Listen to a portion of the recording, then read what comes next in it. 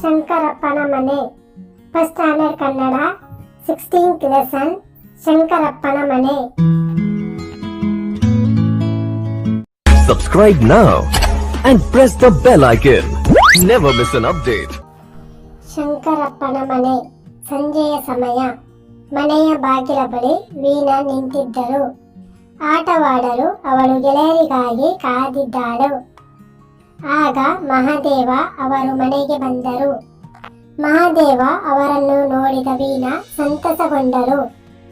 ಬನ್ನಿ ಚಿಕ್ಕಪ್ಪ ಬನ್ನಿ ಎಂದು ಮನೆಯೊಳಗೆ ಕುಳಿತುಕೊಳ್ಳಲು ಹೇಳಿದರು.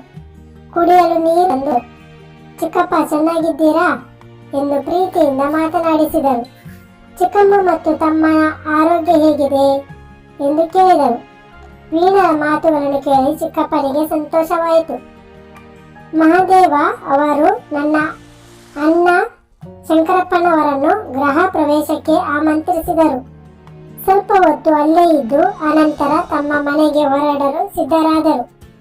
ವೀಣಾ ಚಿಕ್ಕಪ್ಪನಿಗೆ ನಮಸ್ಕಾರ ಮಾಡಿದರು.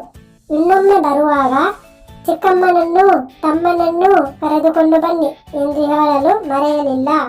Subscribe now and press the bell icon. Never miss an update.